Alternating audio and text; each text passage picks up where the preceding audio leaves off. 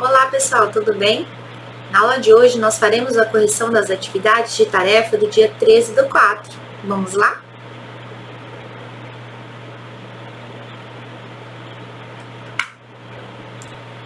Bom, a primeira atividade traz essa imagem para nós. Ela está na página 45.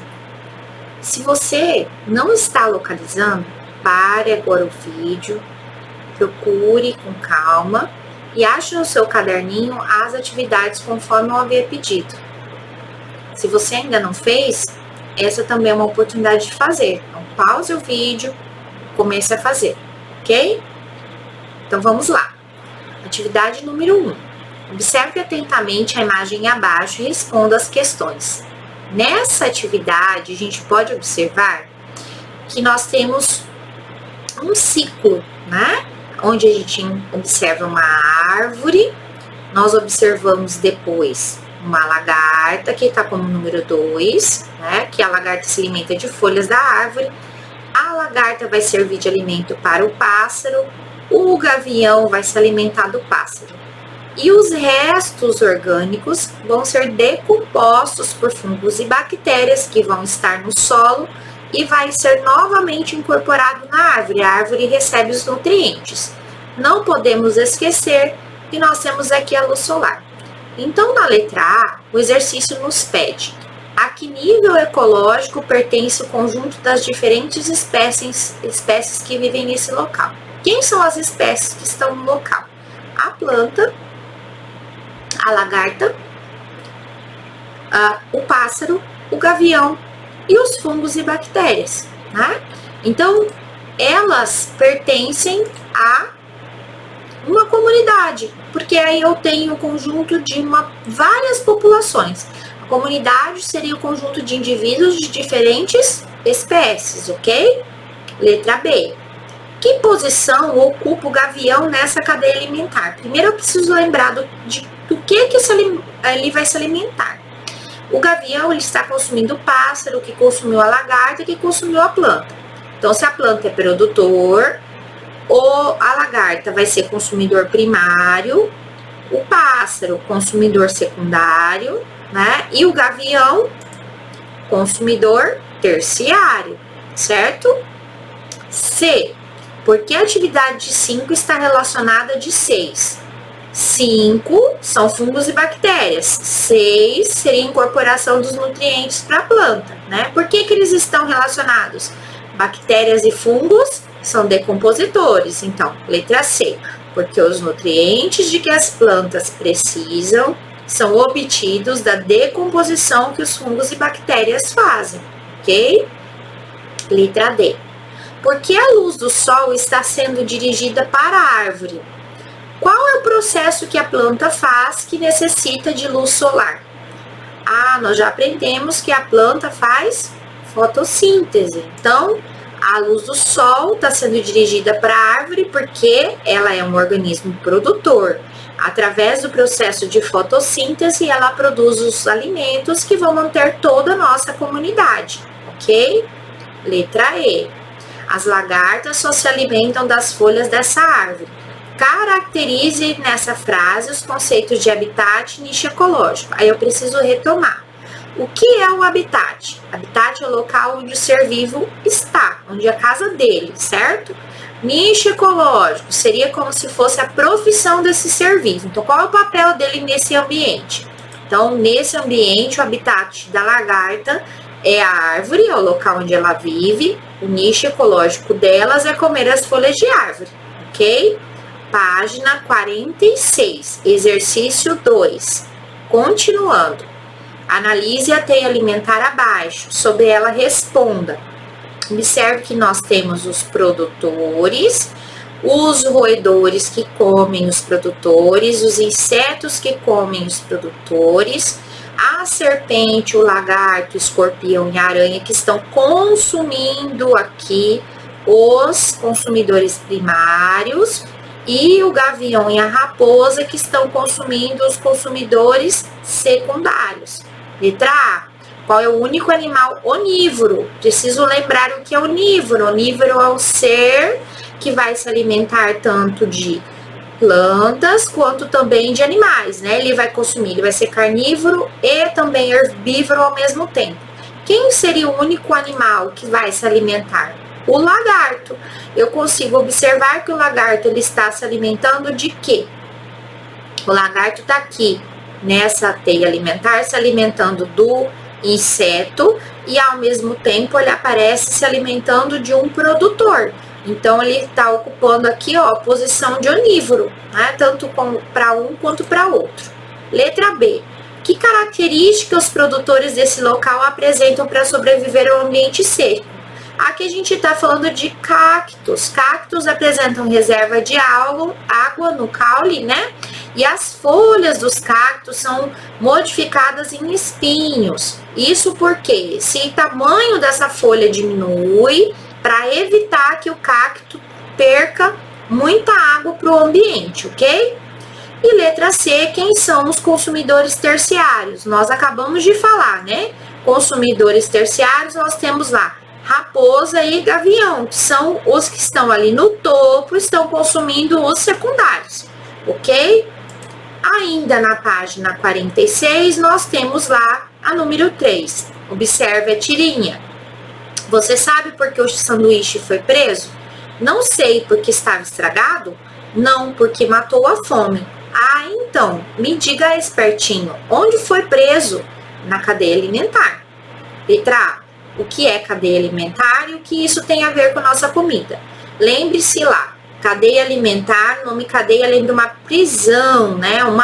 Um local onde os indivíduos estão presos. A gente falou sobre isso nas nossas aulas. E aí a cadeia ela tem uma relação de alimentação. Então os indivíduos um depende do outro dentro desse ciclo, tá? Então o que é a cadeia alimentar? A cadeia alimentar é uma sequência que identifica a alimentação de diversos seres vivos. Nós, seres humanos, também fazemos parte da cadeia alimentar, pois nós somos consumidores. Letra B. Descreva um exemplo de cadeia alimentar da qual o ser humano faça parte. Nesse exemplo de cadeia alimentar poderia ser qualquer uma, certo? Você pode ter desenvolvido aí, mas a gente pode colocar o ser humano tanto como herbívoro quanto carnívoro. Poderia ter lá, ó, milho, galinha, homem. O homem come a galinha come o milho, né? Poderia ter lá também milho, porco, homem. Ou poderia ter capim, boi e o homem, né? E assim por diante, certo? Número 4. A número 4, parte dela está na 46 e parte está na 47. Então, eu vou começar a leitura da 4 na 46. As pinturas rupestres, como da foto ao lado, mostram atividades que os seres humanos desempenhavam. Naquele tempo, era comum encontrar representações em cavernas, que retratavam cenas de caçadas, mostrando algumas das relações do ser humano com o ambiente que o rodeava. Lá na página 47, nós temos o restante, né? Com base nos seus conhecimentos sobre o ambiente, leia as frases a seguir e reescreva em seu caderno as que forem incorretas, tornando-a correta. Letra A. Em uma comunidade, o sol é o produtor, a planta o consumidor primário e o ser humano o consumidor secundário. O sol é produtor? Não, o sol ele é fonte de energia. Então, em uma comunidade, a planta é o produtor, então no lugar do sol vou colocar a planta. O animal é o consumidor primário. O ser humano pode ser o consumidor secundário. Letra B. O homem pré-histórico, ao consumir a carne de sua caça, comportava-se como um consumidor primário? Tendo que lembrar que a caça do homem pré-histórico geralmente era herbívora, né? Então, na letra B, eu vou ter lá, um homem pré-histórico, ao consumir a carne de sua caça, comportava-se como um consumidor secundário, porque ele está consumindo um herbívoro. O herbívoro sempre vai ser consumidor primário, né, pessoal? Ou terciário, né, dependendo da cadeia em questão. Então, vai depender se o ser que vai ser herbívoro ou ele vai ser carnívoro, né? E em alguns casos, os indivíduos poderiam ser carnívoros.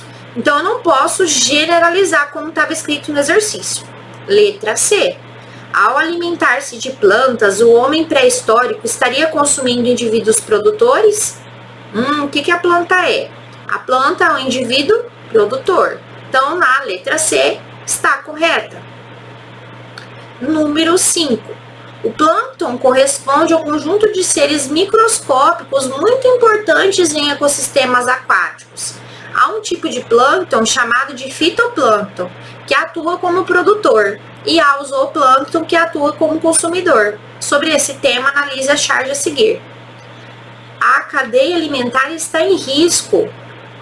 Está preocupado com a poluição? Não, com a greve dos plânctons. Eu preciso lembrar, né? Os plânctons são os seres que vão estar lá dentro da água, são divididos em fitoplâncton e zooplâncton.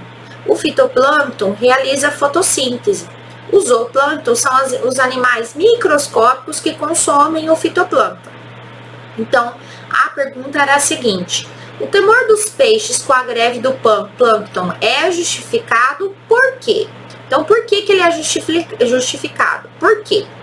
É justificado, né? Sim, por quê? Porque o plâncton ele é a base dessa cadeia alimentar, ele é produtor. Então, se a base da cadeia alimentar for eliminada, no caso do plâncton, todos os organismos que dependem dele, né? Ou dela, né? Que seria da base da cadeia alimentar, serão afetados, ok?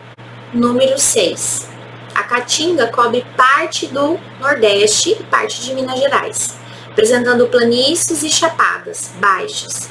A vegetação é composta de plantas robustas misturadas com grande número de cactos e bromélias. A seca e o sol forte impõem hábitos noturnos ou subterrâneos para as espécies que aí vivem, principalmente répteis e roedores.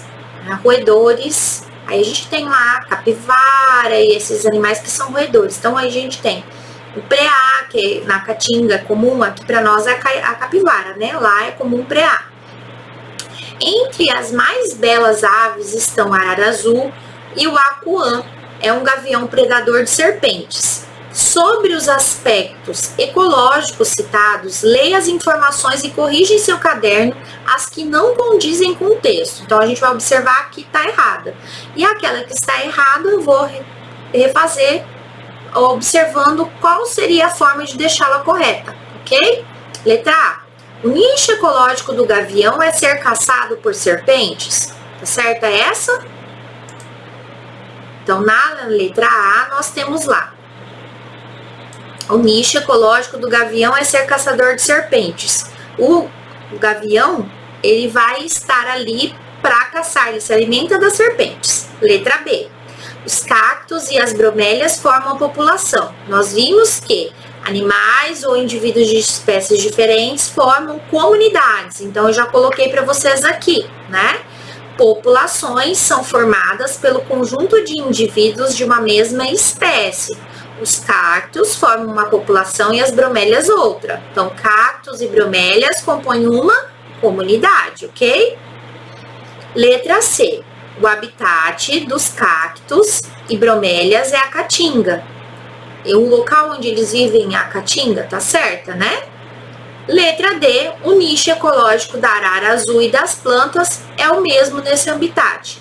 Então, ambas utilizam tem o mesmo papel nesse habitat? Número 7. Esse cartaz foi feito por alunos para comemorar o Dia da Mata Atlântica, que é um dos biomas do Brasil, em 27 de maio. Com base nele, comente a função de cada um dos fatores numerados. Então, nós temos lá número 1, número 2, né? Número 1 é a planta, número 2 é o sol, número 3 é o fungo, número 4 é a borboleta. Essa resposta, ela seria mais pro lado pessoal, mas a gente vai comentar um pouquinho. Então, a número 1 ali é a planta. Qual que é o papel da planta nesse ambiente? A planta aí exerce o papel de produtora, né? Número 2, o sol. O sol aí, ele é a fonte de energia, ele que movimenta a cadeia alimentar que está apresentada aí, certo? O 3 é o fungo. O papel do fungo seria, ele vai decompor. Então, ele vai fazer o seguinte, ele vai pegar as partículas que eram grandes e transformar em partículas muito pequenas. Então, ele vai colaborar com a fertilização do solo, né? E a borboleta que está presente aí, ela vai se alimentar da planta, só que ao mesmo tempo, né, essa borboleta, ela vai fazer polinização, ela vai ajudar com que essa planta consiga sobreviver nesse ambiente, ok? 8. Quando várias cadeias alimentares se interligam, temos uma teia alimentar. Nela, todas as relações alimentares são demonstradas, daí ela ser a melhor maneira de representar a comunidade, nesse caso, o Pantanal. Então, nós temos aí um esquema, né? Plantas, capivara, veado campeiro, anta, jacaré e onça pintada. Nós percebemos que é uma cadeia, porque a gente vê que temos aqui organismos que estão interligados, ok? Faça um esquema semelhante ao seu caderno, classificando cada um dos seres. Então, vamos lá. Número 8. As plantas, os vegetais, eles vão produzir energia, são produtores, porque eles fazem fotossíntese. Né? Então, os vegetais são considerados organismos produtores, porque usam energia luminosa para produzir o alimento, usam energia do sol. A capivara consumiu a planta, então ela é consumidora primária. O veado campeiro é consumidor primário. A anta também. Todos os três são consumidores primários e herbívoros. Né? Já o jacaré, a onça pintada, né? Nós poderíamos ter a piranha também, são consumidores secundários, que são aqueles que vão se alimentar dos primários. E aí já são classificados como carnívoros, ok? Número 9. Bom, nós finalizamos a nossa aula aqui. A tarefa de vocês de hoje é a página 104, Conhecimento em Ação. Vocês vão desenvolver essas atividades no caderno e lembrar-se de colocar a data e o título da atividade. Essa tarefa, ela tem relação com as atividades das nossas últimas aulas, certo? Então, são atividades relacionadas ainda ao solo, ok? Um beijão e até a próxima aula.